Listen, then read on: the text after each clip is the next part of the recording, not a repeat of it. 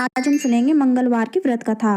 व्यास जी ने कहा, एक बार नैमिषारण्य तीर्थ में 88,000 मुनि एकत्रित होकर सूत जी से पूछने लगे, हे महामुने, आपने हमें अनेकों पुराणों की कथाएं सुनाई हैं।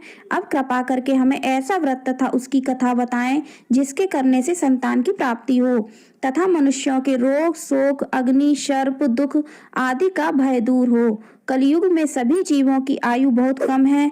इस पर उन्हें यदि रोग चिंता के कष्ट लगे रहेंगे तो फिर वे श्री हरि के चरणों में अपना ध्यान कैसे लगा सकेंगे। श्री सूत जी ने कहा, हे मुनियों, आपने लोक कल्याण के लिए बहुत ही उत्तम बात पूछी है। एक बार युधिष्ठिर ने भगवान श्री कृष्ण से लोक कल्याण के लिए यही प्रश्न किया था। भगवान श्री कृष्ण और युधिष्ठिर का संवाद मैं आपके सामने कहता हूँ, ध्यान देकर सुने। एक समय हस्तिनापुर की राज्यसभा में योगीराज श्री कृष्ण बैठे हुए थे। तब युधिष्ठिर ने भगवान श्री कृष्ण से प्रश्न किया, हे प्रभु नंद नंदन गोविंद, आपने मुझे अनेक कथाएं सुनाई हैं। आज कृपा कर ऐसा कोई व्रत या कथा सुनाए जिसके करने से मनुष्य रोग, चिंता तथा भय से मुक्त हो तथा उसे पुत्र की प्राप्ति हो। हे प्रभु, बिना पुत्र मनुष्य का जीवन व्यर्थ है, वह नरकगामी होता है। पुत्र के बिना मनुष्य पितृ ऋण से छुटकारा नहीं पा सकता और ना ही वह पुन्नान नामक नरक से उद्धार पा सकता है। अतः पुत्रदायक कोई व्रत बतलाएं। भगवान श्री कृष्ण ने कहा, हे राजन, मैं एक प्राचीन इतिहास सुनाता हूँ, आप उसे ध्यानपूर्वक सुने। कुंडलपुर नामक एक नगर में नंदा नामक एक महाबुद्धिमान ब्राह्मण रहता था। उसका गुजारा जैसे तैसे चल जाता, परंतु वह बहुत दुखी रहता था क्योंकि उसके कोई संतान नहीं थी। उसकी पत्नी सुनंदा पतिव्रता थी। वह भक्ति पूर्वक श्री हनुमान जी की आराधना करती थी। मंगलवार के दिन व्रत करके अंत में भोजन बनाकर हनुमान जी को भोजन लगाने के बाद स्वयं भोजन करती थी। एक मंगलवार को गृह कार्य की अधिकता के कारण वह हनुमान जी को भोग ना लगा सकी। इस पर उसे बहुत दुख हुआ। उसने स्वयं भी भोजन नहीं किया। प्रण किया कि अब मैं अगले मंगलवार को हनुमान जी को भोग लगाकर ही अन्न जल ग्रहण करूंगी।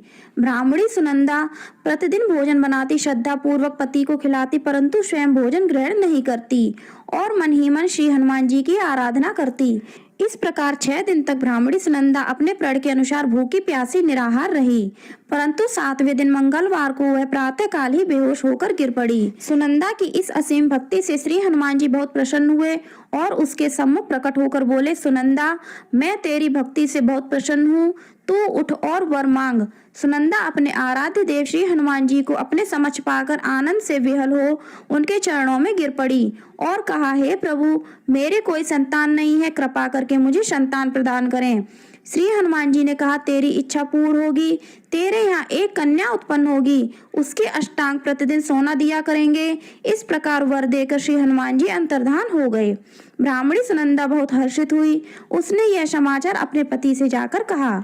ब्राह्मण देव कन्या का वरदान सुनकर कुछ दुखी हुए, परंतु सोना मिलने की बात सुनी तो बहुत प्रसन्न हुए। विचार किया कि ऐसी कन्या के साथ मेरी निर्धनता भी समाप्त हो जाएगी।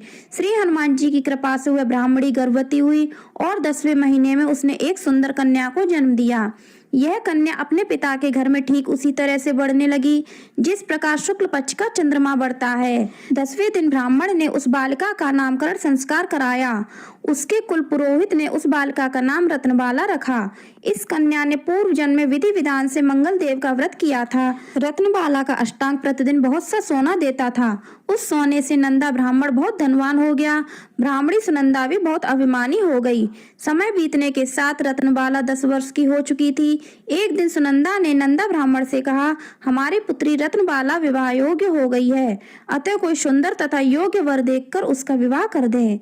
यह सुनकर नंदा ब्राह्मण बोला, अभी तो रत्नबाला बहुत छोटी है। तब ब्राह्मणी ने कहा, शास्त्रों की आज्ञा है कि कन्या 8वें वर्ष में गौरी, 9वें वर्ष में रोहिणी, 10वें वर्ष में कन्या, इसके पश्चात रजस्वला हो जाती है। गौरी के दान से पाताल लोक, रोहिणी के दान से वैकुंठ लोक, कन्या के दान से इंद्रलोक में सुखों की प्राप्ति होती है। हे पतिदेव, अगर रजस्वला का दान किया जाता है तो घोर नरक की प्राप्ति होती है। इस पर नंदा ब्राह्मण ने कहा, अभी तो रत्नबाला 10 वर्ष की ही है। मैंने तो 16-16 साल की कन्याओं के विवाह कराए हैं, अभी जल्दी क्या है। ब्राह्मणी सुनंदा ने कहा, आपको लोभ अधिक हो गया है। अगर 11वें वर्ष में कन्या का विवाह नहीं होता है तो उसके मासिक धर्म के रक्त का पिता और बड़े भ्राता को पान करना पड़ता है। शास्त्रों में कहा गया है कि यदि माता पिता और बड़ा भाई रजस्वला कन्या को देखते हैं तो वे नरक के गामी होते हैं। नंदा ब्राह्मण ने कहा, ठीक है, मैं कल योग्य वर की तलाश में अपना दूत भेज दूंगा।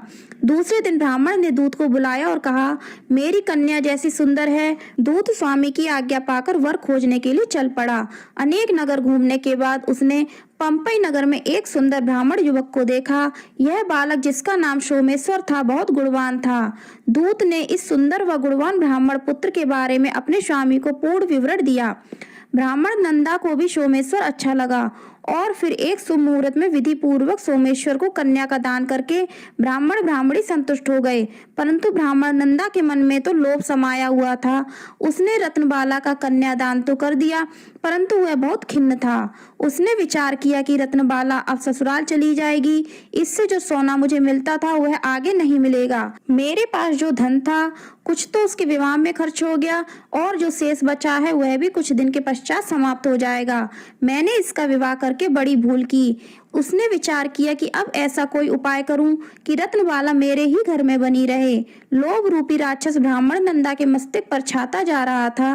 रात भर शैया पर बेचैनी से करवटें बदलते बदलते उसने एक क्रूर निर्णय लिया। उसने विचार किया, जब रत्नबाला का पति सोमेश्वर उसे अपने घर वापस ले जा रहा होगा तो वह मार्ग में उसका वध करवा देगा और अपनी पुत्री को अपने घर वापस ले आएगा, जिससे नियमित रूप से उसे सोना भी मिलता रहेगा और समाज का कोई मनुष्य उसे दोष भी नहीं दे सकेगा। प्रातः काल हुआ।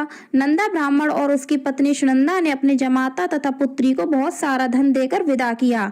सोमेश्वर अपनी पत्नी रत्नबाला को लेकर अपने नगर की तरफ चल दिया। ब्राह्मण नंदा महालोभ के वशीभूत होकर पाप पुण्य का विचार भी भूल चुका था।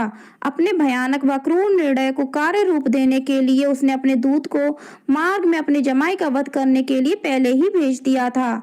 दूत मार्ग में ही छिपकर बैठ गया और जैसे ही सोमेश्वर उसके छिपे स्थान पर पहुंचा, ब्राह्मण दूत ने स्वामी की आज्ञा का पालन करते हुए सोमेश्वर का वध कर दिया। इसके पश्चात उसने यह समाचार ब्राह्मण तक भी पहुंचा दिया। अपने जमाता के वध का समाचार प्राप्त कर नंदा ब्राह्मण उस स्थल पर पहुंचा और रुदन करती अपनी पुत्री से बोला, पुत्री, मार्ग में लुटेरों ने तेरे पति का वध कर दिया है। भगवान की इच्छा के आगे किसी का कोई वश नहीं चलता। अब तू घर चल, वहां रहकर ही शेष जीवन व्यतीत करना। जो भाग्य में लिखा है वही होता है। अपने पति की अकाल मृत्यु से रत्नबाला बहुत दुखी हुई। करुण क्रंदन व रुदन करती हुई वह अपने पिता से बोली, हे पिताजी, इस संसार में जिस स्त्री का पति नहीं है उसका जीना व्यर्थ है। मैं अपने पति के साथ ही अपने शरीर को जला दूंगी और सती होकर अपने इस जन्म को माता पिता के नाम को तथा सास ससुर के यश को सार्थक करूंगी। ब्राह्मण नंदा अपनी पुत्री के वचनों को सुनकर अवाक रह गया। वह विचार करने लगा, मैंने व्यर्थ ही जमाता वध का पाप अपने सिर ले लिया। रत्नबाला अपने पति के साथ अपने प्राण तक देने को तैयार है। मेरा तो दोनों तरफ से मरण हो गया।